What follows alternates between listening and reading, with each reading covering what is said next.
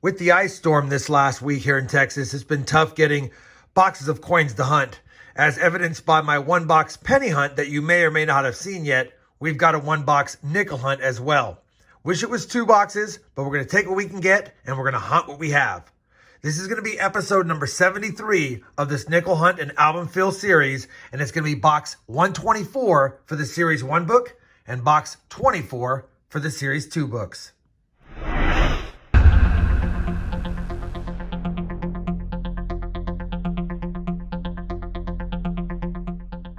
Hey everyone, it's RobFindsTreasure. Welcome back to the channel. Like I said in the intro, we've got another one box nickel hunt this time for both of the albums. As a quick reminder, if you're new to the channel or new to the series, I always have a link to the playlist starting at box 1, linked both down below in the video description, as well as pinned up here. Now, as a quick reminder, we've hunted 123 boxes in this first Dansco album, and we're just missing that one key date nickel, the 50D.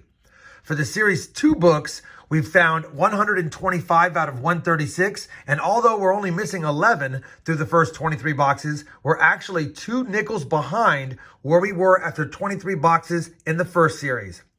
I'm hoping this one box nickel hunt today is going to be a lucky one because it's been a few episodes since we've added any nickels to the other books, and of course, it's been forever since we found a 50D.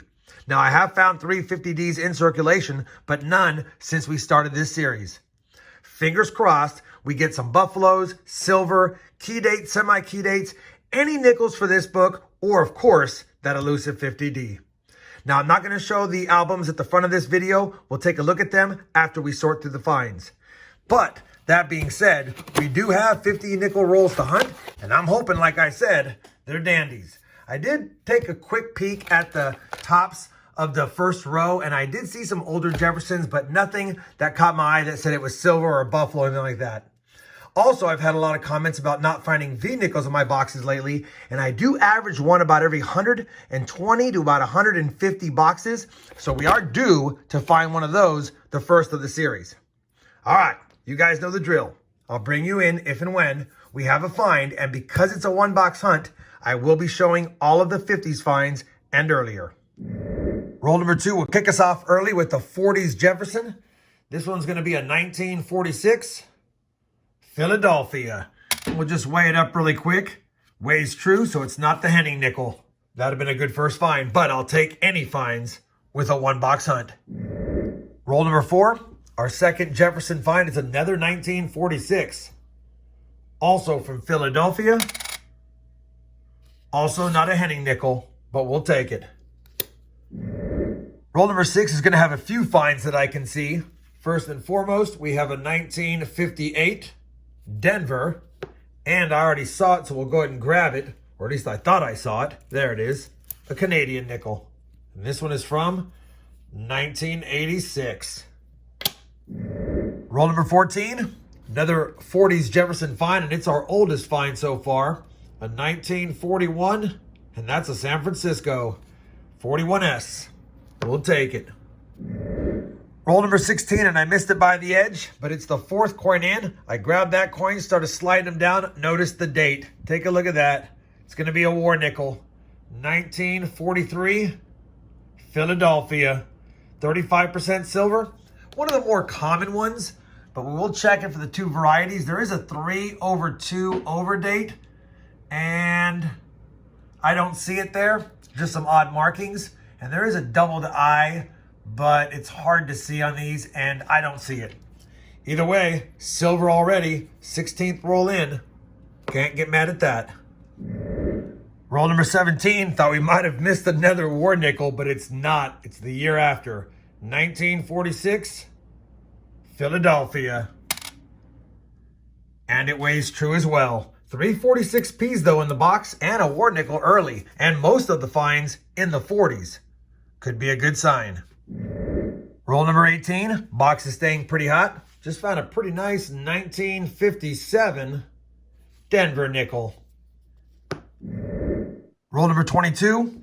Our second nickel from 1941. Minted. And that's another San Francisco. 241S's on the board.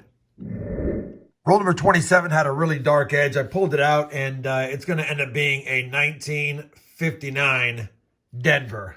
Thought it could be a war nickel, although it looked more chocolatey than green, but I wanted to bring you in just in case, and sure enough, it's a 50s find. Back to the hunt. Roll number 28 is going to have an early Jefferson in it, and I already saw it by the reverse, so I know it's not a war nickel. It's a 1942. I knew it was old by the reverse. Didn't have a mint mark, so it's a Philadelphia. Not the 42D that we could check for the variety, the D over D, or horizontal D, I should say. But either way, it's always nice seeing a 42 Jefferson nickel, silver or not, in the hunt. Roll 29, a 1957 Denver.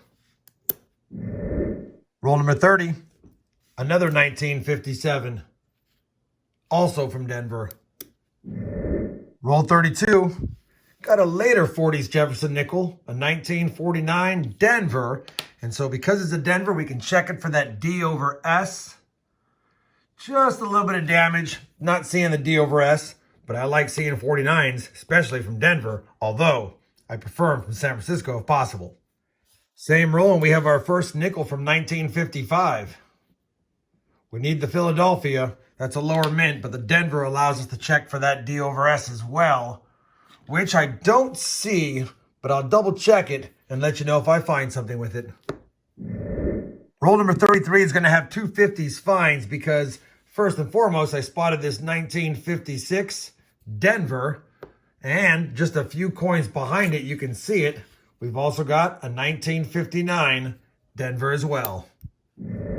Roll 35 near the back of the roll, third coin from the end, is another 1957 Denver. Roll number 46, we've got a chewed up 1959, but I'm showing all the finds. 59 Denver. Roll number 48 has a slightly nicer 1959 than the last one. It's in pretty good shape, actually, but it's also a 59D. Well, that one box nickel hunt is not going to give us that 50D, but it was a good box overall. We do have 20 finds on the board, and I have said it many times. Anytime a nickel box has 20 or more finds, it's a good box. On top of that, we got a silver, which we'll get to. 11 from the 50s, although nothing older than 1955 in the 50s. We got 8 in the 40s, including that 1943 Philadelphia war nickel. That'll be good for the 2022 silver jar. And that one 1986 Canadian. Again, I apologize for the one box hunt, but that's all the boxes I could get because of the ice storm that we had. Hopefully we get back to getting into 2 boxes moving forward. That being said, we do need to compare the finds to the books to see if we have any additions or upgrades, although none of these are really ringing a bell, but we got to take a peek anyway. Let me get the books updated and I'll bring you back. Well, I've compared the finds to the album, and even though we had no additions for either book, we did upgrade 2 nickels. We were able to upgrade a 46P and a 41S, and they're pretty slick as you can see.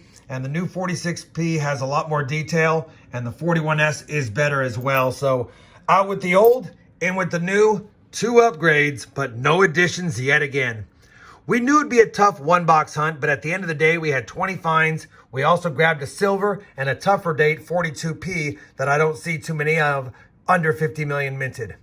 At the end of the day, though, still missing 1 nickel out of 124 boxes searched for the Series 1, and still missing 11 out of 24 boxes searched for Series 2. Hopefully, despite the lack of additions to the books, you guys still found this one box nickel hunt fun. If you did, I'd appreciate that thumbs up. And as always, everyone, happy hunting, and thanks for watching.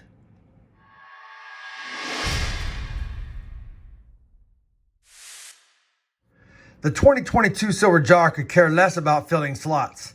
He only cares about one thing, filling himself with silver.